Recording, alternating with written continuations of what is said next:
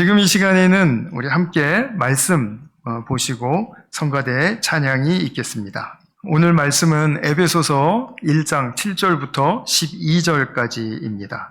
제가 새 번역으로 읽어드리겠습니다. 우리는 이 아들 안에서 하나님의 풍성한 은혜를 따라 그의 피로 구속, 곧 죄의 용서를 받게 되었습니다. 하나님은 우리에게 모든 지혜와 총명을 넘치게 주셔서 그리스도 안에서 미리 세우신 하나님이 기뻐하시는 뜻을 따라 하나님의 신비한 뜻을 우리에게 알려주셨습니다. 하나님의 계획은 때가 차면 하늘과 땅에 있는 모든 것을 그리스도 안에서 그분을 머리로 하여 통일시키는 것입니다. 하나님은 그리스도 안에서 우리를 상속자로 삼으셨습니다. 이것은 모든 것을 자기의 원하시는 뜻대로 행하시는 분의 계획에 따라 미리 정해진 일입니다. 그것은 그리스도께 맨 먼저 소망을 둔 우리로 하여금 하나님의 영광을 찬미하는 사람이 되게 하시려는 것이었습니다. 아멘. 제가 말씀을 위해서 잠시 기도하겠습니다. 사랑하는 아버지 하나님, 오늘 이 시간 우리 모든 성도님들과 함께 말씀을 폈습니다. 주님, 이 말씀 속에서 우리 각자에게 하시는 음성이 들려질 수 있도록 주님의 성령께서 역사하시고 함께하여 주시옵소서. 이 시간 모든 말씀의 뜻과 의미를 주님께서 열어주시기를 간구하오며 우리 구주 예수님의 이름으로 기도하였습니다. 아멘.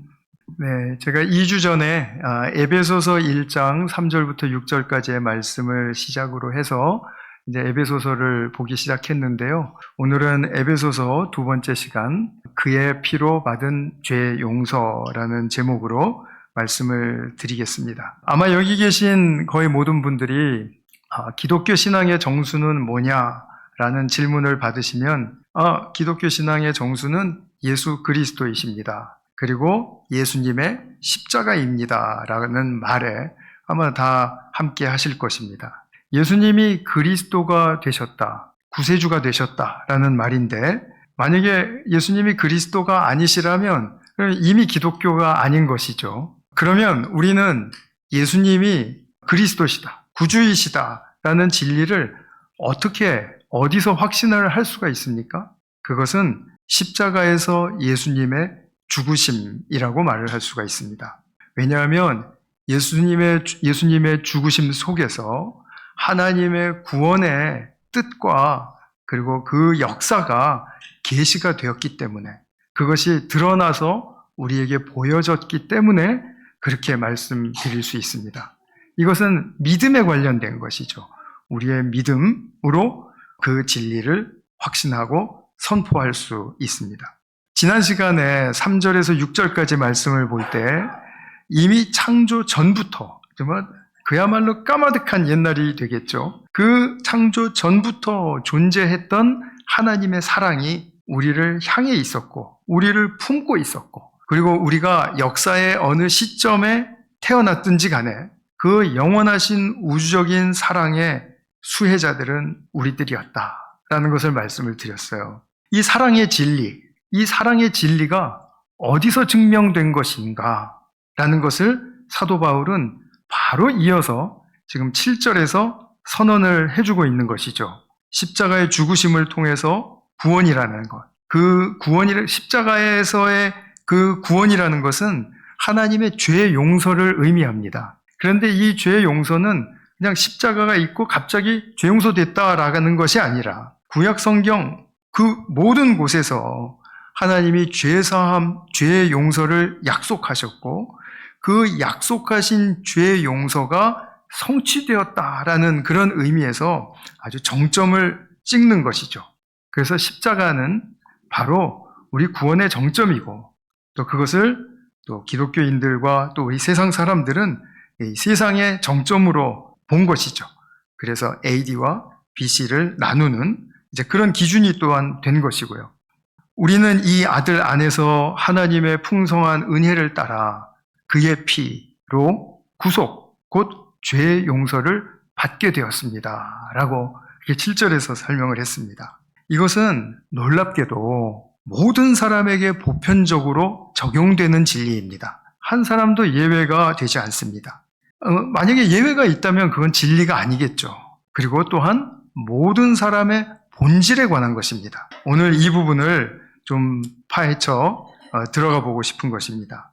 그러기에 앞서서 이제 3절부터 14절까지 이렇게 이제 한 문장으로 이어진 긴 사도의 그 선언이라고 말씀을 드렸는데, 이제 지난번에 보신 3절부터 6절까지는 성부 하나님에 관한 진리, 그 다음에 7절부터 오늘 읽으신 12절까지는 성자 그리스도에 관한 진리, 그 다음에 13절과 14절은 성령 하나님에 관한 진리, 이렇게 삼위 하나님에 관한 진리로 나누어 볼 수 있다라고 말씀을 드렸죠. 오늘 이 그리스도께서 하신 일을 기록한 7절부터 12절까지 본문을 보시면은 또 그리스도가 하신 세 가지 일로 또 줄여서 이야기를 할 수가 있습니다. 첫 번째 것은 지금 말씀드린 보혈로 인한 죄 용서입니다. 우리가 익히 많이 새기고 있는 그런 진리이죠. 10절에 가보시면은 그리스도 안에서 하늘에 있는 것과 땅에 있는 것이 통일되었다.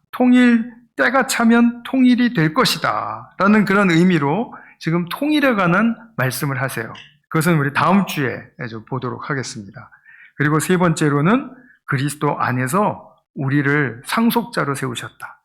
쉬운 말로 하면 하나님의 자녀로 삼으셨다라는 뜻이에요. 자녀가 아버지의 상속을 받는 존재들이니까요. 그런데 오늘은 이제 첫 번째 것, 7절에 관련된 죄 용서에 관해서 말씀을 드리도록 하겠습니다.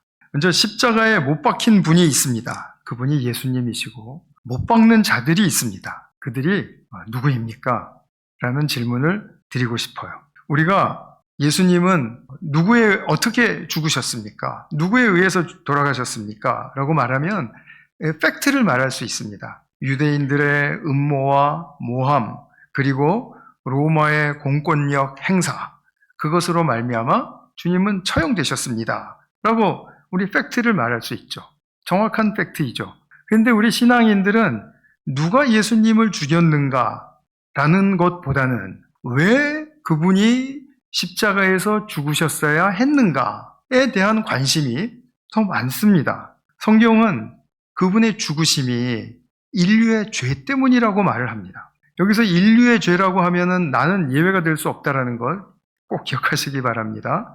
내가 이 인류의 한 부분을 이루고 있어요. 그래서 인류의 죄 때문이라는 것은 나의 죄 때문이라는 말로도 성립이 됩니다. 그래서 우리 인간 모두에게는 이 내면에 스며든 악의 존재가 있는데 그 악의 존재가 결국 그분을 처형하는 행동으로 드러나게 했다. 그래서 그 죄를 저지르게 했다라는데 우리의 알고 싶은 그 초점이 있습니다. 나는 예수님을 죽이지 않았는데요? 하고 말할 수 있습니다.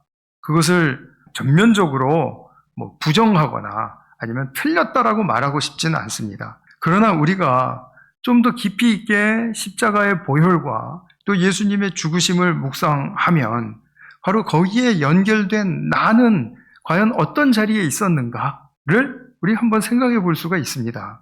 사도행전 2장 36절, 37절, 7절 말씀 보면 사도 베드로가 부활하신 예수님을 예루살렘 거리로 나가서 설교했죠. 선포했습니다. 그때 수많은 사람들이 그 설교를 들었습니다. 그때 이 사도 베드로가 말씀을 맺으면서 한 마지막 부분에 해당하는 말이 뭐였냐 하면 하나님께서는 여러분이 십자가에 못 박은 이 예수를 주와 그리스도가 되게 하셨습니다. 라고 그렇게 말을 했습니다. 그러면 이 말을 들은 그때 당시에 그 많은 사람들이 어떻게 반응했을까요? 나는 안 죽였는데요? 로마 병정이 죽였잖아요. 그것이 우리 동족의 리더들의 모함과 음모에 의해서 자행된 거라 할지라도, 조작된 거라 할지라도 나는 그 죽임에는 동참한 적이 없는데요? 라고 말을 하는 것이 맞는 것 같은데 이들이 그렇게 반응하지 않았다라는 겁니다. 어떻게 반응했습니까? 사람들이 이 말을 듣고 마음이 찔렸다고 했습니다. 왜 찔렸을까요? 예수님이 죽으시는 것에 대한 자기도 무언가 동참한 게 있고 긍정한 게 있고 기여한 게 있다라는 것이죠.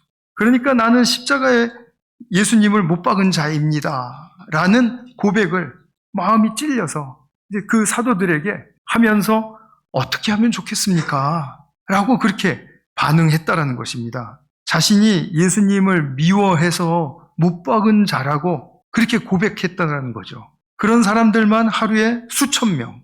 이 사람들이 다 모였을 때 역사적으로 그 위대한 초대교회를 이루고 시작했던 것입니다. 십자가에 예수를 못 박은 사람들이 그 교회의 멤버가 된 겁니다. 좀 아이러니하죠. 그것을 부정하는 사람들은 교회 밖에 있는 것이고요. 교회 안에 있는 우리들은 예수님을 십자가에 못 박은 자입니다. 우리가 이렇게 고백을 하는 것입니다. 3주 전에 갈라디아서 2장 20절을 본문으로 해서 설교 말씀 드릴 때 제가 이런 말씀 드렸는데 다시 한번 상기시켜 드리고 싶고, 이것은 바로 오늘 설교에도 굉장히 중요한 줄기가 됩니다. 한번 잘 들어보세요. 예수님은 십자가의 죽으심으로 말미암아 인간 안에 스며든 보이지 않는 악이 십자가에서 당신을 못 박는 죄의 형태로 드러내셨다라고 말씀드린 거 기억하시나요? 우리 안에는 보이지 않는 스며든 악이 있습니다. 디퓨즈된 악이 있습니다. 정체를 밝혀내기가 쉽지가 않습니다. 무엇이라고 콕 이야기하는 것이 쉽지가 않습니다. 그런데 우리는 분명히 우리 내면에 스며든 보이지 않는 악이 퍼져 있습니다. 그런데 그 상태로 두시지 않고 그 악을 끄집어내셔서 십자가에서 죄 없으신 당신을 죽이는 그런 행태로, 그러한 모습으로, 행동으로 드러내셨다라는 거죠. 폭력적인 죽임의 죄로 드러났다라는 거죠. 그 죄가 그렇게 드러났을 때 그리스도께서 어떻게 하셨는가? 그 죄를 품으시더라는 것입니다. 그리고 그 죄를 더 나아가서는 극복하고 승리하게 하시더라는 거죠. 그러니까 드러난 죄로 말미암아 그리스도의 사랑도 함께 드러날 수가 있었던 것입니다. 이 사랑의 분명한 증명이 바로 십자가에서 있었다라는 말씀이죠. 만약에 그리스도께서 악에 대한 이 대응을 더 센 폭력으로 부수고 멸하는 방식으로 하셨다면 어떻게 됐을까요? 우리는 예수님보다도 더 처참한 모습으로 사라졌을 가능성이 있죠. 그런데 오히려 그것을 품으시고 그것을 또한 선으로 바꾸시는 놀라운 사랑의 능력을 발휘하시더라는 겁니다. 이것이 바로 태초 전부터 하나님께서 흘러나오던 그 위대한 사랑의 바로 나타남이었죠. 그러니까 말로만 사랑하는 것이 아니라 십자가에서 그 사랑을 분명히 보여주시더라는 것입니다. 이것을 보면서 우리가 그리스도께서 어떻게 십자가에서 이 인간의 죄에 대한 이 행태, 죄의 행태에 대한 반응을 보이셨는가? 우리 그것을 좀 한번 깊이 좀 살펴보도록 하겠습니다. 예수님은 폭력에 대해서 비폭력적으로 대응하셨죠. 인간의 폭력에 비폭력으로 대응하신 것은 너무나 분명한 사실입니다. 그런데 예수님이 십자가에서 보여주신 것이 이 비폭력에 관련된 것만이 아니라는 것을 우리는 좀 기억을 해야 합니다. 단지 보복하시지 않았기 때문에 이 구원의 모든 역사가 완료된 것, 성취된 것은 아니라는 그런 말씀입니다. 우리가 많은 사람들, 또 학자들이 예수님의 비폭력성에 대해서 동의하는 것은 크게 세 가지로 말씀드려 볼 수 있습니다. 첫 번째로는 지금 말씀드린 것처럼 보복의 행위를 하시지 않더라는 거죠. 그러면서 동시에 무엇을 하셨어요? 무엇을 하셨습니까? 하나님께, 아버지께 신뢰하며 맡기셨습니다. 그렇죠? 두 번째로는 폭력을 당하시면서도 진실을 말씀하시는 것입니다. 주님, 저들이 자기가 하는 것이 무엇인지를 몰라서 저렇게 하는 것입니다. 하고 그들의 죄와 악에 이렇게 딱 맞서세요. 그리고 진실을 말씀하세요. 그리고 악을 드러내세요. 용서받아야 될 죄입니다. 라고. 그래서 주님의 비폭력은 회피가 아니라는 겁니다. 그냥 도망가면서 폭력을 그냥 모면하려고 하는 그런 게 아니라는 거죠. 세 번째로는 이 고통과 고난을 감수를 하시는데 그것을 우리에게 강요하지는 않으신다라는 겁니다. 우리가 피해자가 되어야 된다라고 말씀하시는 게 아니라는 거예요. 물론 자기 십자가를 지고 나를 따라오너라 라고 말씀을 하셨지만 그것은 그 사람의 결단에 달린 문제이지 강요해서 하시는 말씀은 아니라는 것을 우리는 다 알고 있죠. 그래서 예수님의 비폭력성에 대한 이 세 가지 정도의 이제 큰 말들을 우리가 이제 동의할 수 있죠. 그런데 지금 가만히 보십시오. 저 세 가지의 어떤 특징과 속성으로 그리스도인의 또는 성경의 구원을 설명할 수 있습니까? 폭력을 휘두른 상대에게 보복하시지 않는다라는 그 사실만으로 예수님의 구원을 설명할 수 있습니까? 당연히 없습니다. 왜 그렇습니까? 이런 비폭력적인 태도는 훌륭한 것이지만 그러나 이것으로 사람을 회심하게 만들 수는 없기 때문입니다. 그래서 비폭력적인 예수님 대단한 분이시네 이렇게 말을 할 때 어떻게 그렇게 화도 안 내시고 그리고 하나님께 온전히 맡기시면서 평화롭게 그렇지만 악에는 또 이렇게 진실을 말씀하시면서 하실 수 있었지?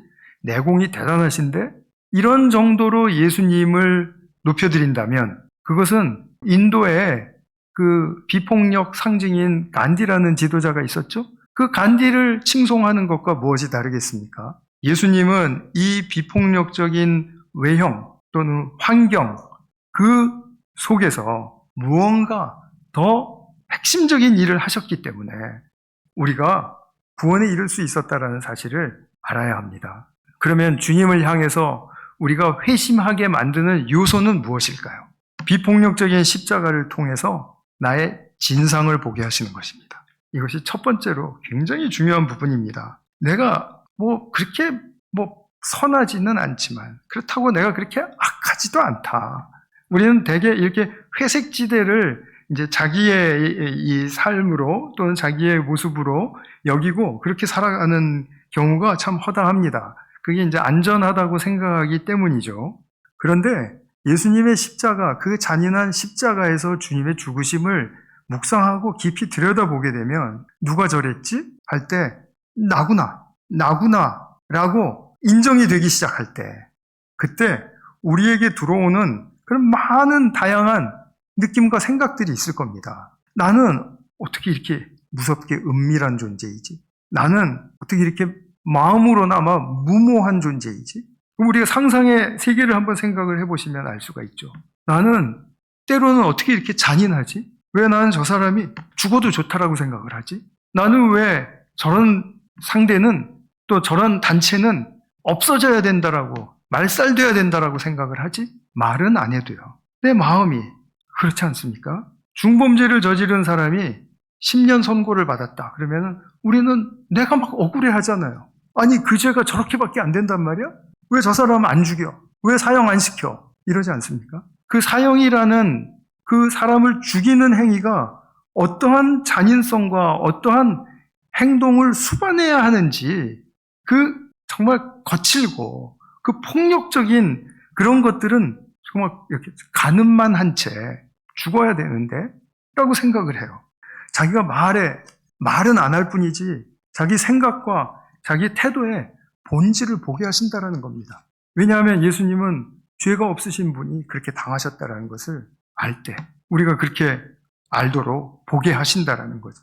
그래서 십자가에 예수를 못 박은 자들이 못 박히신 주님을 통해서 자신에 대한 무엇을 보게 되었는가 이것입니다. 제가 20대 초반에 이제 예수님 만나기 전입니다. 꼭 기억하세요. 예수님 만나기 전입니다. 그때 예수님 만나기 전에는 사실 기독교를 중립적인 어떤 그 종교라고 보지 않고 제가 미워하는 종교였었습니다. 저를 이제 게인스빌로 이렇게 오게 하는데 다리 역할을 해준 오석 집사라는 사람이 있습니다. 대학교 1학년 때부터 친구인데요. 그때 이제 제가 교회 안 다닐 때고요. 이 친구랑 6일을 정말 신나게 잘 놀아요. 그런데 7일째가 되는 그 일요일이 되면 그때는 일요일이죠. 그럼 꼭 튀어요. 자기 교회 가야 된다 그러면서 그리고 막 이제 빠이빠이 하는 거예요. 그러면 저는 꼭 정말 너무 배신당하는 느낌이었어요. 아니, 이 황금 같은 일요일 하루 종일 놀 수 있는 이 날을 쟤는 왜 나를 떠나겠다는 거지? 하면서 굉장히 싫었어요. 도대체 교회가 뭐길래 야, 이번 주는 한 주 빠지면 안 되냐? 그러면 아니래요. 자기는 가야 된대요. 안 가면 작은 아버지한테 죽는데 나 뭐 어떻대나 뭐 그래요. 그래서 제가 생각을 했습니다. 야, 정말 참 교회라는 데는 지독한 데구나. 그리고 또 이렇게 캠퍼스에 앉아 있으면 그 전도하는 분들 오잖아요. 그러면 예수님 하는데 속으로 저 예수에 미친 사람들. 만일 예수라는 존재가 없었다면 저들은 잠잠했을 텐데. 그러면 난 덜 귀찮을 텐데. 아니, 이렇게 귀찮지 않을 텐데. 라고 생각하면서 이제 꼬리에 꼬리를 무는 거죠. 예수는 이 세상에 없어도 됐을 뻔했는데 내가 어차피 안 믿을 존재이니까 이러면서 그분을 탐탁지 않게 여기고 그리고 미워했습니다. 예수 믿기 전에 얘기입니다. 훗날 예수님 만나고 또 시간이 지나면서 점점 예수님이란 분이 어떤 분인지 알게 되고 또 그분을 사랑하게 되면서 그제서야 발견하게 된 것은 회심 전에 가졌던 그분에 대한 저의 미움과 혐오는 결국 내 자신에 대한 미움과 혐오 때문이었다라는 것을 알게 되었습니다. 이게 도대체 무슨 말입니까? 나는 정말 인간으로서 내가 자유로운 인생을 살고 싶다. 그리고 나는 참된 인간으로 살고 싶다라는 꿈을 어렸을 때부터 가졌었습니다.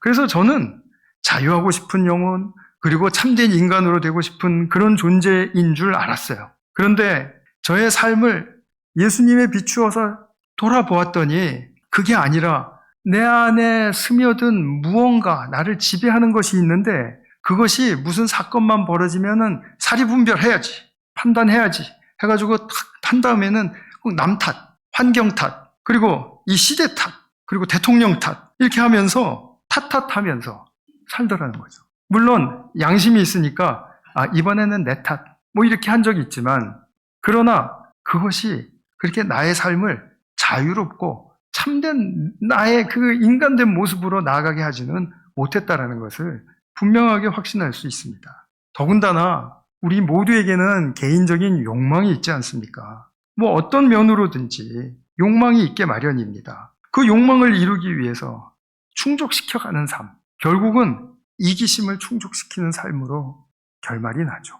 내 안에 있는 무언가가 탓하게 하고 내 개인적인 그런 욕망을 채워가는 그런 충족시키는 삶으로, 이기적인 삶으로 이끌어가게 하더라는 겁니다. 그런 삶에 너무나 익숙해져 있으니까 사실은 나는 자유하고 싶은 나를 싫어했던 거예요.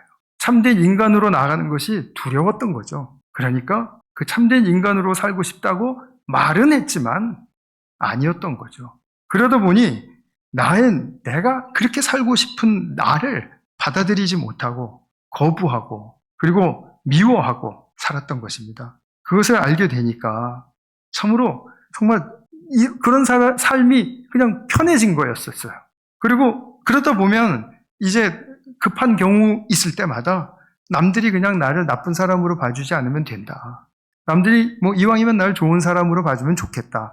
이런 정도의 소망을 갖고 살아가는 것이죠. 이것을 우리가 신앙적으로 다시 한번 풀어서 제가 말씀을 드리면 이것입니다. 저는 하나님의 형상으로서 참된 나됨이 가꾸어지고 드러나는 것을 매우 꺼렸습니다. 그래서 알게 된 것은 죄인은 인간의 가장 고귀한 것, 그 우리 내면에 하나님의 형상이라는 속성을 별로 거기에 관심을 갖지 않는구나. 하나님의 형상이 어떻게 가꾸어져서 어떻게 내 삶에 잘 드러나야 할까를 고민하고 그것을 연습하고 그것을 또 의탁하고 기도하는 나의 모습보다는 그냥 상황마다 모면하면서 내가 이 정도면 뭐 잘했다고 되겠지라고 변명을 만들어 가면서 그렇게 살아갔던 그런 저의 모습, 바로 하나님의 형상이 있다는 것을 거부하고 싶은 저의 마음이었습니다. 사람은 본래 하나님의 형상입니다. 이것이 이제 닭으로 말한다면은 달걀이 바로 그 닭의 원형이지 않습니까? 그런 것처럼 이 하나님의 형상이라는 것은 우리의 사람의 원형이에요. 원형인데도 이것을 무시하는, 그리고 그것을 꺼려하는 그런 나. 그러니까 결국은 죄로부터 자유하고 싶어 하지 않는 거죠. 참된 자신을 되고 싶어 하는데 나를 받아들이지 않는 거죠. 예수님을 거부하는 거죠. 왜냐하면 예수님은 죄로부터 완전히 자유하신 분이니까. 그렇게 자유하신 분을 보는 게 내가 껄끄러운 거죠. 모두가 그러하다라는 것입니다. 정도 차이 있을 것이고 또 양상의 차이는 있을 겁니다. 그런데 모두가 그러하다라는 겁니다. 이것이 바로 사도 바울의 선언입니다. 로마서 3장 23절의 말씀 보면 모든 사람이 죄를 범하였음에 뭐라 그러죠? 하나님의 영광에 이르지 못하더니, 하나님의 영광에 이르지 못한다는 게 뭡니까? 하나님의 형상이 드러나지 않는다라는 뜻이죠. 하나님의 형상을 드러내기를 싫어하니까 어떻게 그것이 드러날 수가 있겠습니까? 결과적으로 모든 사람이 이러할 때 결국 예수님의 죽으심을 보면 예수님은 온 몸으로, 당신의 그 온 몸으로 모든 인간이 자기 자신에 대해서 가지고 있는 혐오를 자기에 대한 혐오로 폭발시켜서 드러나게 하셔서 그것을 당신께서 그냥 다 당해버리시는 그러한 매우 우리를 구원하시기 위해서 필요했던 그 당신이 그 구원의 도구가 되어버리셨다라는 것을 우리는 알 수가 있는 것입니다. 그래서 죽으심을 통해서 하신 일은 인간의 내면에 스며든 악에 결탁된 내가 자신을 향한 그 혐오를 이제는 숨겨두지 말고 폭발시켜라. 그리고 나에 대한 혐오로 쏟아부어라. 나는 네가 그토록 되고 싶지 않은 자유하는 존재이다. 인간의 참된 표상이다. 이 참된 표상에게로 모든 혐오를 쏟아부어라. 그리고 알아라. 내가 네 자신을 얼마나 혐오하는 존재였는지, 얼마나 받아들이지 못하고 꺼리는 존재였는지 알아라. 그것을 발견하는 것이 그것이 축복의 길의 첫 발걸음이다. 이것을 우리에게 알게 해주신 것입니다. 나의 내면에 머무는 악의 실체를 예수님의 죽으심을 거울로 삼아서 비추어 보게 하셨다라는 거죠. 이런 방식으로 우리가 죄인임을 알고 고백하게 하신 것입니다. 반면에 예수님이 돌아가셨을 때 그 예수님이 참 존재이었다라는 것을 알아본 최초의 사람이 있습니다. 누굽니까? 백부장입니다. 이방인 백부장입니다. 마태, 마가, 누가가 다 저 사람을 증언합니다. 마태, 마가는 이분은 진실로 하나님의 아들이셨다. 죄 없는 분이셨고 온전히 자유하시는 분이었고 온전히 사랑이 충만한 분이셨다. 누가는 뭐라고 이야기를 하냐면 이분은 의로운 분이셨다. 죄 없는 분이셨다. 이렇게 선언을 합니다. 그러니까 이제 우리가 알게 된 거죠. 이러한 우리의 실상을 죄 없는 의로우신 참 하나님의 아들 앞에서 보게 되었다라는 것. 이것은 어떻게 보면 정말 슬픈 일이고 그리고 가슴 아픈 일이지만 그러나 또 다른 측면에서 보면 우리를 구원하시는 주님의 첫 단계로서 치명적으로 중요한 바로 그 부분이 되지 않겠습니까? 그래서 주님은 참된 인간으로 우리가 나아가게 하기 위해서 그것에 용기를 갖고 믿음을 더하게 하기 위해서 우리에게 행해 주시는 일이 바로 그 죄를 끌어안고 덮으시고 선으로 바꿔주시는 그 사랑의 능력을 발휘하시는 것입니다. 그러면 우리가 십자가에서 나의 진상을 보았다면 두 번째로 보아야 할 매우 중요한 실상은 또 무엇이겠습니까? 나의 죄가 이토록 드러나신 그리스도의 사랑에 의해서 다 덮어졌다. 우리가 찬송 부른 것처럼 우리의 죄를 맑게 씻으시는 그 사건이 우리의 영혼 안에서 일어난 것입니다. 그것이 바로 우리 모두의 악이 모아져서 주님의 십자가로 향하게 되었고 또 그것으로 말미암아 예수님을 죽게 했는데 예수님의 죽음 속에서 바로 우리의 죄를 다 품어주시고 이 총체적인 모든 죄를 온몸으로 받아내신 바로 그 사건, 그것을 또 보게 되는 거죠. 그 너머로 우리는 주님을 못 박는 사람들의 죄를 품으시는 하나님의 용서의 사랑이 흐르고 있음을 보게 되는 것입니다. 이것이 두 번째로 보게 되는 매우 중요한 것이죠. 나의 진상을 보는 것, 그 나의 진상의 죄를 품고 받아내시고 용서하시고 선으로 인도하시는 하나님의 사랑을 보는 것, 이 두 가지는 우리의 인간적인 수준에서는 상상이 불가한 그런 사랑의 능력이죠. 이것이 바로 하나님의 사랑입니다. 이 사랑만이 우리를 구원하실 수가 있고 예수님과 같은 참된 인간의 존재로 나아가게 할 수 있는 바로 그것입니다. 이것이 예수님의 죽으심이라는 행동이 없었으면 가능할까요? 예수님은 이런 모든 것을 다 알고 품고 그리고 당신을 이 구원의 역사에 온전히 맡기신 것입니다. 그러니까 우리는 이제 성령을 받고 예수님의 십자가에서 일어난 그 죽으심의 사건이 그냥 단순한 죄로 말미암은 사건이 아니라 이것이 우리를 어디로 인도해 가시기를 원하시는 그런 사건이었는지, 이것이 우리에게 주는 삶의 차원이 달라지는 그 축복이 무엇인지 그것을 알게 하시려는 바로 그 죽으심이었다라는 것, 그것이 바로 우리가 기억해야 할 것입니다. 이것을 깨닫고 여기에 충격을 받고 그리고 감동하고 그리고 하나님의 사랑으로 돌아와서 회심하고 변화를 입은 사람들이 바로 기독교인들이다라고 부름을 받는 것이죠. 오늘날에도 동일합니다. 저와 여러분의 내면과 행동의 이 상태는 인간적인 기준으로 보면 신사숙녀의 수준이겠죠. 그러나 인간 안에 하나님의 형상을 거부하고 그리고 그것이 드러나지 못하게 하려는 악의 그 행태를 막기에는 이런 신사숙녀의 수준 가지고는 턱도 없이 부족합니다. 되지가 않습니다. 그래서 우리는 오늘도 주님의 십자가의 그 사랑을 갈구하며 그 사랑이 나를 붙들어 주시기를 원하는 거죠. 여러분, 이 사랑에 붙들리시는 바 되시기를 정말 간절한 마음으로 바라고 그리고 기도합니다. 십자가에서 그리스도의 피, 그분의 죽으심을 통해서 보여주시는 이 생생한 영적 구속의 축복, 죄 용서의 축복을, 은혜를 받는 모든 성도님들 되시기를 바랍니다. 이런 우리를 굉장히 주님께서는 불쌍히 여겨주십니다. 그래서 날마다 비춰주시는 십자가의 사랑을 끝까지 바라보면서 또 붙드실 수 있기를 간절한 마음으로 축원합니다. 기도하겠습니다. 사랑하는 주님, 오늘 주님의 십자가에서의 죽으심을 통해서 우리는 과연 무엇을 볼 수 있는가를 생각을 해보았습니다. 그 십자가에 달리신 주님의 죽으심은 바로 내가 행한 행동의 결과였다라는 사실을 보면서 나는 얼마나 주님을 사랑하지는 못했을 뿐만 아니라 주님을 미워하기까지 한 존재였는가. 그러나 그것이 또한 나를 미워하고 나를 혐오하는 가운데 벌어진 사건이라는 것을 우리는 다시 한번 생각해 보게 되었습니다.